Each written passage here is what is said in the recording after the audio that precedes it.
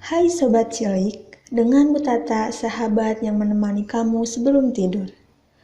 Untuk sahabat cilik, jika ada permintaan mendengar dongeng lainnya, silahkan tulis judul dongeng di kolom komentar ya. Dan jangan lupa klik tombol like, share, dan subscribe ya. Selamat mendengarkan. Asal mula Kali Gajah Wong. Suatu hari Sultan memanggil seorang pawang gajah.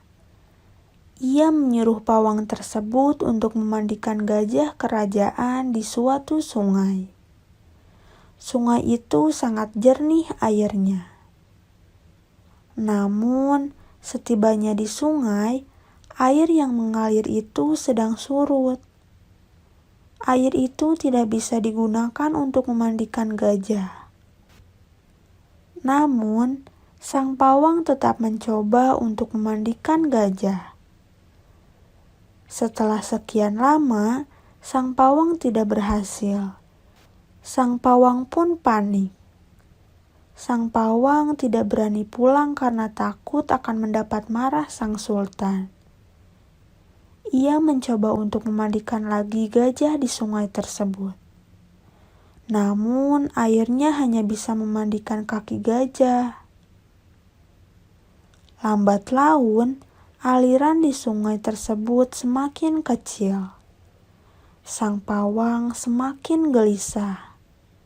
Tanpa sadar, ia berkata, "Sungai, jangan membuatku celaka. Airmu tak cukup untuk mengguyurku, apalagi untuk memandikan gajah. Hentikan saja airmu ini daripada membuatku celaka." Tiba-tiba air sungai kecil itu bertambah banyak. Tak lama kemudian terjadilah banjir. Banjir itu melanda daerah sekeliling kali. Sang pawang pun kaget mendapati hal tersebut.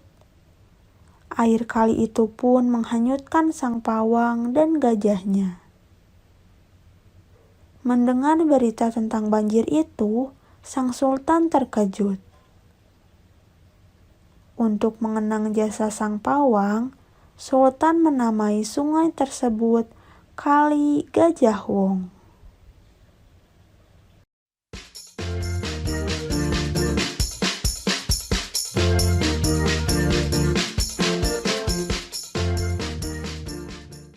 Hai Sobat Cilik, dengan Bu Tata, sahabat yang menemani kamu sebelum tidur. Untuk sahabat cilik, jika ada permintaan mendengar dongeng lainnya, silahkan tulis judul dongeng di kolom komentar ya. Dan jangan lupa klik tombol like, share, dan subscribe ya. Selamat mendengarkan. Kucing dan tikus dari Cina. Ribuan tahun lalu, Kaisar Jade dari Cina mengadakan lomba lari binatang. Sebagai hadiahnya, 12 binatang yang mencapai garis finish akan dijadikan lambang zodiak, dan namanya dijadikan nama tahun dalam kalender Cina. Alkisah kucing dan tikus adalah dua binatang yang suka telat bangun.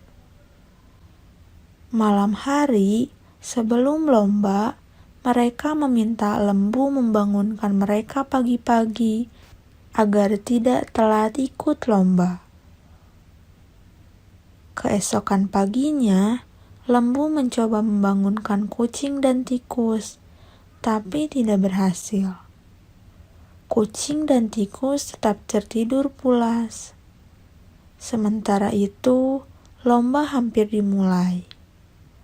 Lembu yang setia kawan tidak mau meninggalkan kucing dan tikus yang masih tertidur. Ia pun mengangkat kucing dan tikus ke atas punggungnya dan mulai berlari. Lembu berlari dengan kencang. Tidak butuh lama, ia sudah memimpin di depan. Sementara tikus baru terbangun di atas punggung lembu saat mereka akan melewati penghalang terakhir, yaitu sebuah sungai. Tikus yang licik tahu kalau ia tidak akan bisa mengalahkan kucing dalam lomba lari. Ia pun mendorong tubuh kucing dari punggung lembu. Saat lembu berhasil melewati sungai, tikus melompat dan berlari duluan ke garis finish. Tikus pun menjadi juara pertama. Lembu jadi juara kedua, dan harimau jadi juara ketiga. Harimau menjadi juara ketiga karena kelicikannya. Ia menyeberang sungai dengan berlari menginjak badan binatang-binatang lain yang sedang berenang di sungai. Singkat cerita, terpilihlah 12 binatang yang kemudian dijadikan nama zodiak. Urutannya adalah tikus, lembu, harimau, kelinci, naga, ular, kuda, kambing, monyet, ayam, anjing, dan babi. Sementara kucing tidak berhak menjadi nama zodiak karena tidak menjadi 12 peserta yang pertama mencapai garis finish. Namun ia cukup beruntung bisa mencapai garis finish setelah hampir tenggelam saat menyeberangi sungai. Sejak itu sampai sekarang, kucing selalu mengejar tikus. Para kucing selalu ingat kejadian memalukan itu. Mereka menyalahkan tikus sebagai penyebab dirinya tidak menjadi nama zodiak.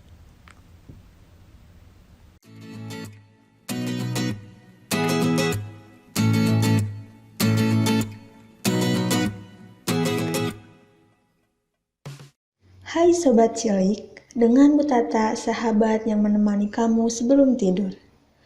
Untuk sahabat cilik, jika ada permintaan mendengar dongeng lainnya, silahkan tulis judul dongeng di kolom komentar ya. Dan jangan lupa klik tombol like, share, dan subscribe ya. Selamat mendengarkan. Pangeran Ivan yang pemberani. Raja menanam pohon apel emas di istana. Saat pohon apel itu berbuah, seringkali buah-buahnya dicuri. Saat malam menjelang, buah apel emas itu masih ada. Namun ketika pagi datang, pasti ada salah satu buah apel emas yang hilang. Tentu saja raja menjadi geram. Padahal ia sudah memerintahkan prajurit untuk menjaga. Tak mungkin jika ada orang bisa masuk dan mengambil buah apel itu. Raja lalu memerintahkan putra pertama untuk menjaga pohon itu. Namun putra pertama sangatlah malas. Bukannya menjaga pohon itu, ia malah tidur.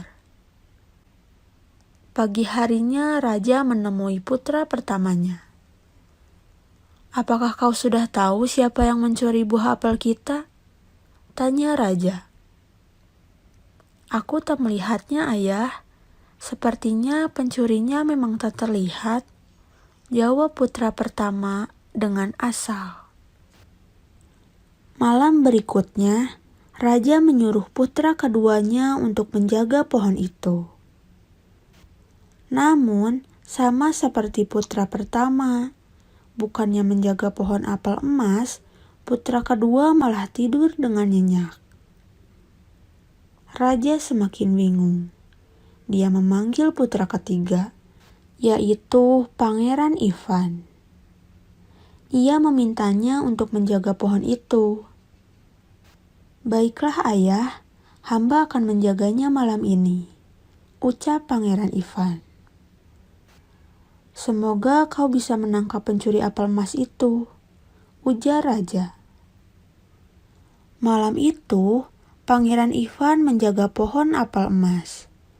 Ia tak mau memejamkan matanya. Pangeran Ivan ingin mengetahui siapa yang mencuri buah apel milik raja. Menjelang tengah malam, suasana semakin mencekam. Hal itu membuat Pangeran Ivan bergidik. Tetapi ia harus tetap menjaga pohon itu. Tidak lama kemudian, ia melihat sebuah cahaya yang bergerak ke arah pohon apel. Pangeran Ivan segera mencari tempat tersembunyi. Rupanya, seekor burung merak api. Pangeran Ivan langsung mengejarnya. Namun ia tak bisa menangkap burung itu. Ia hanya mendapatkan sehelai bulu burung merak itu. Paginya, Pangeran Ivan menemui raja. Ia menceritakan apa yang terjadi semalam. Meskipun tak berhasil menangkap merak api, tapi raja sangat bangga dengan Pangeran Ivan. Setidaknya ia jadi tahu siapa yang mencuri apel emas miliknya. Sejak saat itu, raja jadi tahu bahwa Pangeran Ivan sudah dewasa. Sang pangeran bisa mengemban tugasnya dengan penuh tanggung jawab.